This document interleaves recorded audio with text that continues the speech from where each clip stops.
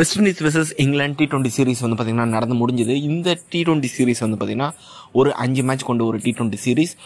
Recent டைமில் ஒரு one of the best T20 சீரிஸ்னே சொல்லி ஆகணும். ஏன்னா ஆடின 2 டீமுமே வந்து பார்த்தீங்கன்னா 2 டைம்ஸ் வேர்ல்டு சாம்பியன்ஸ் T20 கிரிக்கெட்டை பொறுத்த வரைக்கும். ரீசெண்ட் டைம்ஸில் வந்து பார்த்தீங்கன்னா West Indies team Rovman Powell captaincy கீழே வந்து பார்த்தீங்கன்னா சூப்பராக பர்ஃபார்ம் பண்ணிட்டு வராங்க. இந்தியாவுக்கு அகெயின்ஸ்டாக வந்து பார்த்தீங்கன்னா ஒரு சீரிஸ் ஜெயிச்சாங்க. அதுக்கு முன்னாடி சவுத் ஆஃப்ரிக்காவுக்கு அகெயின்ஸ்டாக வந்து பார்த்தீங்கன்னா ஒரு சீரிஸ் ஜெயிச்சாங்க. இப்போ வந்து பார்த்தீங்கன்னா இந்த இங்கிலாந்து அகெயின்ஸ்டான சீரிஸையும் வந்து பார்த்தீங்கன்னா வெஸ்ட் இண்டீஸ் ஜெயிச்சிருக்காங்க. பேக் டு பேக் வந்து பார்த்தீங்கன்னா 3 T20 சீரிஸ் வந்து பார்த்தீங்கன்னா வெஸ்ட் இண்டீஸ் ஜெயிச்சிருக்காங்க. இந்த சீரிஸில் வந்து பார்த்தீங்கன்னா 5 மேட்ச் ஏற்கனவே சொன்ன மாதிரி ஃபர்ஸ்ட் மேட்ச் வந்து பார்த்தீங்கன்னா வெஸ்ட் இண்டீஸ் 4 விக்கெட் வித்தியாசத்தில் ஜெயிச்சாங்க. செகண்ட் T20 மேட்ச்சில் வந்து பார்த்தீங்கன்னா வெஸ்ட் இண்டீஸ் 10 ரன்ல வந்து பார்த்தீங்கன்னா ஜெயிச்சாங்க.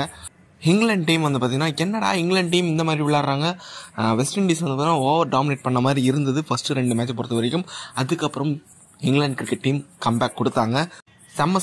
செம்ம அடி. ஏன்னா சரியான ஒரு மேட்சாக இருந்தது. இங்கிலாந்து கம்பேக் கொடுத்த 2 மேட்ச்லேயும் வந்து பார்த்தீங்கன்னா இங்கிலாந்து டீம் 220+ அடித்தாங்க. அது மட்டும் இல்லாமல் வந்து பார்த்தீங்கன்னா 222 அந்த ஒரு டார்கெட்டை வந்து பார்த்தீங்கன்னா சேஸ் பண்ணியிருக்காங்க. T20யில் பார்த்தீங்கன்னா 200+ ஸ்கோரஸ் சேஸ் பண்ணுறதே கஷ்டம். ஆனால் இங்கிலாந்து டீம் 223 ரன்ஸை வந்து பார்த்தீங்கன்னா சேஸ் பண்ணியிருக்காங்க. அதுக்கப்புறம் 4th T20 தான் நம்ம வந்து பார்த்தீங்கன்னா அந்த ஸ்கோரை பார்த்தாலே நம்மளுக்கு RCB தான் ஞாபகம் வருவாங்க.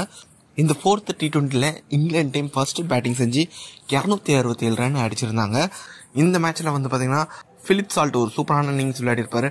57 பால்ல 119 ரன் அடிச்சிருப்பாரு. அது மட்டும் இல்லாமல் வந்து பார்த்தீங்கன்னா 3வது T20லும் ஒரு செஞ்சுரி அடிச்சிருப்பாரு. பேக் டு பேக் வந்து பார்த்தீங்கன்னா செஞ்சுரி அடிச்சிருப்பாரு. ரைலி ரூசோ இந்தியாவுக்கு அகைன்ஸ்டாக வந்து பார்த்தீங்கன்னா ஒரு பேக் டு பேக் செஞ்சுரி அடிப்பாருன்னு நினைக்கிறேன். அதுக்கப்புறம் பிலிப் சால்ட் இந்த ஒரு ரெக்கார்டை வச்சிருக்காரு.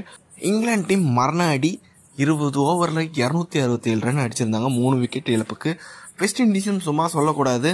கிட்டத்தட்ட இந்த ஒரு ஸ்கோரை வந்து பார்த்தீங்கன்னா சேஸ் பண்ணுற லெவலுக்கு போயிட்டாங்க. பட் வந்து பார்த்தீங்கன்னா ஆல் அவுட் ஆகிட்டாங்க. 15 ஓவரில் 192 அப்படின்ற போது பேலன்ஸ் வந்து பார்த்தீங்கன்னா 4.3 ஓவர் இருந்திருக்கு.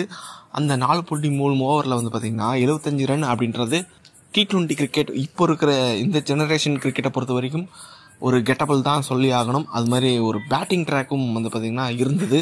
ஒரு நல்ல பேட்டிங் விக்கெட் அப்படின்ற போது வெஸ்ட் இண்டீஸால் அந்த 75 ரன் அடிச்சிருக்க முடியும். பட் வந்து பார்த்தீங்கன்னா அவங்களுக்கு விக்கெட்ஸ் இல்லை, ஆல் அவுட் ஆகிட்டாங்க.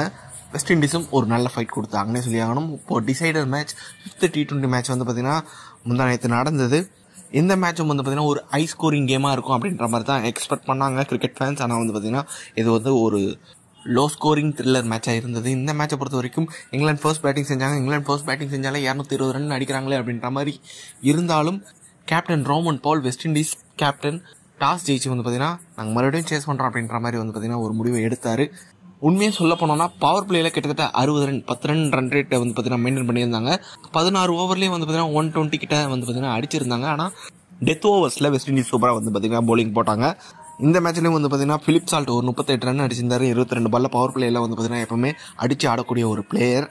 அதுக்கப்புறம் லிவிங் ஸ்டோன் ஒரு 28 ரன், அதுக்கப்புறம் மொயின் அலி ஒரு 23 ரன். அந்தளவுக்கு ஒரு பேட்டிங் விக்கெட் கிடையாது. ஒரு டிஃபிகல்ட்டான ஒரு கொஞ்சம் பால் வந்து பார்த்தீங்கன்னா ஸ்பின்லாம் ஆச்சு. இந்த ஸ்கோரையும் வந்து பார்த்தீங்கன்னா இங்கிலாந்து டீம் ஈஸியாக அடிக்கவில்லை. வெஸ்ட் இண்டீஸ் வந்து பார்த்தீங்கன்னா இந்த ஸ்கோரையும் வந்து 19.2 ஓவரில் தான் சேஸ் பண்ணாங்க.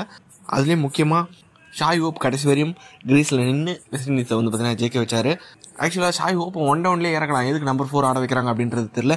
அதுக்கப்புறம் ரூத்தர்ஃபோர்டு ஒரு 30 ரன்ஸ் அடிச்சிருந்தார். அப்புறம் West Indies opener Jason Charles அவர் ஒரு 27 ரன் அடிச்சிருந்தார். ஓவராலாக கடைசி ஓவரில் வந்து பார்த்தீங்கன்னா 6 பாலுக்கு 9 ரன் அடிக்கணும் அப்படின்ற மாதிரி தான் இருந்தது. வெஸ்ட் இண்டீஸ் அந்த 9 ரன்னை 2 பாலில் வந்து பார்த்தீங்கன்னா சேஸ் பண்ணிட்டாங்க. ஃபர்ஸ்ட் பால் வந்து பார்த்தீங்கன்னா ஹோல்டர் 3 ரன் அடிச்சிருந்தாரு. அதுக்கப்புறம் ஷாய் ஹோப் வந்து பார்த்தீங்கன்னா 6 அடிச்சு இந்த மேட்சை வந்து பார்த்தீங்கன்னா ஜெயிச்சு கொடுத்துருந்தாரு. ஏற்கனவே தோனி ரெஃபரன்ஸ்லாம் ஷாய் ஹோப் சொன்னார். அதுக்கேற்ற மாதிரியே வந்து பார்த்தீங்கன்னா இந்த மேட்சை 6 அடிச்சு ஃபினிஷ் பண்ணி கொடுத்தாரு. ஆக மொத்தத்தில் ஒரு பார்த்தீங்கன்னா ஒரு என்டர்டைனிங்கான ஒரு T20 சீரீஸ். இந்தியன் ஃபேன்ஸ் நிறைய பேர் வந்து பார்த்தீங்கன்னா இந்த T20 சீரீஸை மிஸ் பண்ணுறதுக்கான வாய்ப்பு இருந்தது. ஏன்னா மிட் நைட்டில் நிறைய மேட்சஸ் நடந்தது. அந்த நெக் டு நெக் அந்த ஃபைட் வந்து பார்த்தீங்கன்னா இன்ட்ரெஸ்டிங்காக இருந்தது. வெஸ்ட் இண்டீஸோட அந்த ஒரு கம்பேக் ஓவராலாக குட் டீமாக தெரியுறாங்க. அதுக்கப்புறம் இங்கிலாந்து வந்து பார்த்தீங்கன்னா இந்த சீரீஸில் கொடுத்த அந்த ஒரு கம்பேக் ஃபஸ்ட்டு 2 மேட்ச் தோற்ற பிறகு அதுக்கப்புறம் 2 மேட்ச் வந்து பார்த்தீங்கன்னா ஜெயிச்சு கடைசி மேட்ச் வந்து பார்த்தீங்கன்னா டிசைடராக மாறி அதில் வெஸ்ட் இண்டீஸ் வந்து பார்த்தீங்கன்னா ஜெயிச்சு ஒரு இன்ட்ரெஸ்டிங்காக ஒரு சீரீஸ் இருந்தது. இந்த சீரீஸை பொறுத்த வரைக்கும் பிலிப் சால்ட் தான் வந்து பார்த்தீங்கன்னா மேன் ஆஃப் த சீரீஸாக வந்து அறிவிச்சிருக்காங்க. ஏன்னா 2 செஞ்சுரி அது மட்டும் இல்லாமல் வந்து பார்த்தீங்கன்னா 5 இன்னிங்ஸில் 331 ரன் அடிச்சிருக்காரு. பவுலிங்கை பொறுத்த வரைக்கும் இந்த சீரீஸில் அதிகபட்சமாக நம்பர் 1 T20 பவுலர் ஆடில் ரஷீத் 9 விக்கெட் எடுத்திருந்தார் 5 இன்னிங்ஸில். ஓகே, யாரெல்லாம் இந்த சீரீஸை வந்து பார்த்தீங்கன்னா நான் மிட் நைட்டில் நடந்தாலும் நான் வந்து பார்த்தீங்கன்னா மேட்ச் பார்த்தேன் ப்ரோ அப்படின்றவங்க வந்து கமெண்ட் பாக்ஸில் டைப் பண்ணுங்கள். இந்த வீடியோ பிடிச்சிருந்தா லைக் பண்ணுங்கள், ஷேர் பண்ணுங்கள், நம்ம சேனலை மறக்காமல் சப்ஸ்கிரைப் பண்ணி வச்சுக்கோங்க.